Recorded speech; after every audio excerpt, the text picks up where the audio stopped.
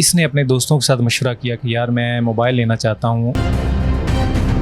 इन्होंने उसको मशवरा दिया कि आप अपने साथ वारदात का ड्रामा रचा लो। तो थर्ड बंदे से मिस्टर मैनेज करवा के दिया। फायर इसकी पिंडली में लगा ताकि हड्डी डैमेज ना हो। नया मोबाइल खरीदने की खातिर नौजवान ने खुद को गोली मार ली। अदनान नामी लड़का है, ये आउटफिटर्स फैक्ट्री में जॉब करता है। इसकी 40-50 हज़ार रुपये सैलरी है। पिछले 3 माह से इसके पास मोबाइल नहीं था। इसने अपने दोस्तों के साथ मशवरा किया कि यार मैं मोबाइल लेना चाहता हूँ और कोई ऐसा तरीका बताओ कि मैं अपनी तनख्वाह बचा लूँ, घर ना मुझे देनी पड़े। जिस पर उसके जो दोस्त हैं इन्होंने उसको मशवरा ये दिया कि ऐसा करो कि आप अपने साथ वारदात का ड्रामा रचा लो। जिस पर उसने फिर ये सारा वकूआ अपने दोस्तों के साथ मिलकर पाया तकमील तक पहुंचाया। मशवरे में तो शामिल था ये भी, खुद भी, लेकिन ज़्यादा प्लानिंग इसकी कह लें कि खुद की थी। ठीक है। बाकी दोस्त मशवरे में देने में शामिल थे, लेकिन एग्जीक्यूशन इसने खुद ही की अपने तौर पे। फायर भी इसने अपने आप को खुद मारा। मौके पे ये लोग भी 2-3 मौजूद। फायर लगा कहाँ पे? फायर इसकी पिंडली में, गोश्त में लगा। जो पिस्टल था कहाँ से लिया और वो कानूनी था? वो इन्हीं दोस्तों ने मिलकर प्लान करके उसे एक थर्ड बंदे से मैनेज करवा के दिया था पिस्टल। ठीक है सर, आपको कैसे पता चला कि ये एक वारदात नहीं है बल्कि ये कहानी ड्रामा है? 15 पे कॉल चलती है। पहले ये इलाका बताते हैं, इलाका थाना सिटी रायविंड का। उनके अफसरान मौके पे आते हैं, लेकिन चूँकि फायर हमारे इलाके में लगा था तो उन्होंने कहा कि ये इलाका थाना राजा जंग बनता है। जब हमें कॉल पास होती है तो मैं पहुंचता हूं मौके पे। मुझे पता चलता है कि जो मजरूब है जिसको फायर लगा है वो रेफ़र होकर जना हॉस्पिटल जा चुका है। मैंने उससे फ़ोन पर रब्ता किया। उसने बताया मैं तो हॉस्पिटल आ चुका हूँ। मैंने उससे पूछा कोई आपका चश्मदीद गवाह जो मौके पर मौजूद था? उसने कहा कि ये बिल्कुल एक हमारे इलाके का बंदा है, अदनान। उसका नाम भी अदनान है, जिसको फायर लगा उसका नाम भी अदनान है।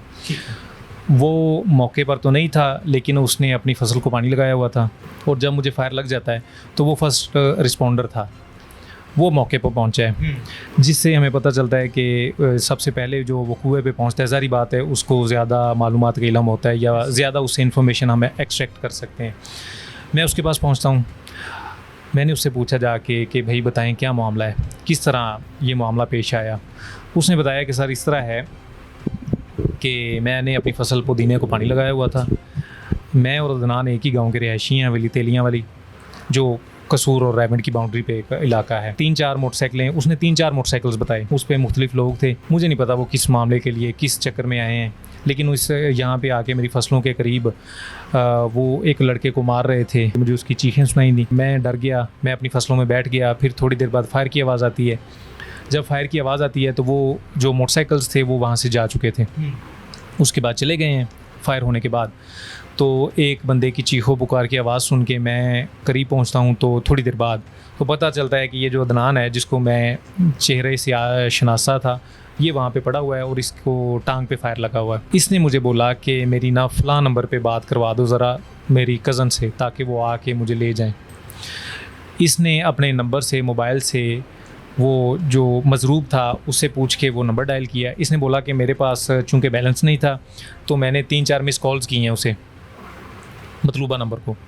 उसकी बैक कॉल आई है मुझे, तो फिर हमने इसको शिफ्ट किया है। मैं जाते हुए रास्ते में उतर गया था। वो जो चांद नामी बंदा है, जो इसका मजरूब का कज़न है, वो इसको लेकर इंडस हॉस्पिटल रायविंड चला गया था। इस पर मैंने उससे अगला सवाल किया कि मुझे अपना मोबाइल दिखाएं जिससे आपने कॉल्स की हैं। जब उसने मुझे अपना मोबाइल दिखाया तो मैं क्या देखता हूँ, इसने मुझे कहा था कि मेरे पास बैलेंस नहीं था। उसी दौरान उसी नंबर पे एक आउटगोइंग कॉल मौजूद होती है 1.5 मिनट की।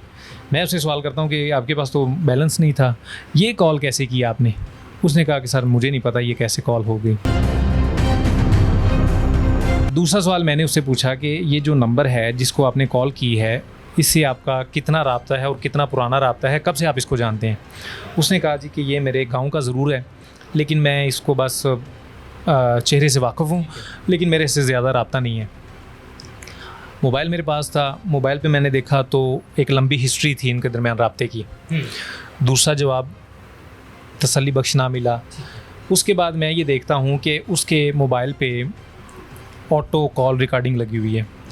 कॉल रिकॉर्डिंग पे जब मैं देखता हूँ तो बाकी कॉल्स की रिकॉर्डिंग मौजूद है, उस नंबर की रिकॉर्डिंग डिलीट है, पूरी की पूरी हिस्ट्री डिलीट है। तीसरी बात, जब शक में आती है तो वो मेरे सवालात का जवाब नहीं दे पा रहा था, तो फिर उससे हमने थोड़ी तफसील में पुलिस ने अपनी दरियाफ्त की, इंटेरोगेशन की, तो उसने कहा जी कि मैं सारी बात आपको बताता हूँ। उसने हमें सारी की सारी बात खोल कर बता दी।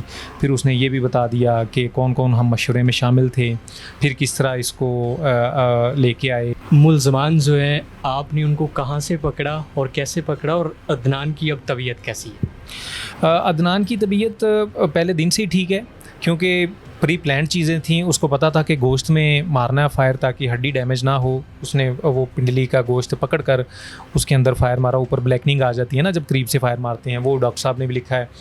और वो पहले दिन से ही उसको जब जिना हॉस्पिटल लेके गए हैं तो मेरे ख्याल में उन्होंने एक्सरा करने के बाद इसको 1 घंटे के अंदर अंदर डिस्चार्ज भी कर दिया था। वो बिल्कुल स्टेबल है, DHQ में हॉस्पिटल, बुल्ले शाह हॉस्पिटल में ज़ेर इलाज है। और जो उसके दोस्त हैं वो इजीली, उनको अभी इल्म में नहीं था कि पुलिस को पता चल चुका है चीज़ों का, तो वो हम इजीली उन तक पहुंच गए थे। इलाके के लोग और उनके घर वाले, उनके लवाहिकीन तो बड़े परेशान होंगे कि जी साढ़े नौजवान साढ़े मुंडे नाल डकैती होगी और फायर लग गया। उनको कैसे मैनेज किया? उनको मैंने पूरे वकूए से लेकर जब तक एंड तक हमने कंक्लूड नहीं कर लिया, 5 घंटे में हमने ये गुत्थी सुलझा ली थी अल्हम्दुलिल्लाह। तो उनको मैंने अपने साथ रखा था। उनको मैंने मौके पे तो नहीं बताया, लेकिन आहिस्ता आहिस्ता जैसे जैसे चीज़ें अनकवर होती जा रही थी, हम उनमें एक पुलिस मुलाजम था, एक समझदार लड़का हमारा, वो सारे समझदार लोग हैं, अच्छे लोग हैं, उन्होंने पूरा हमारे साथ कोऑपरेट किया है।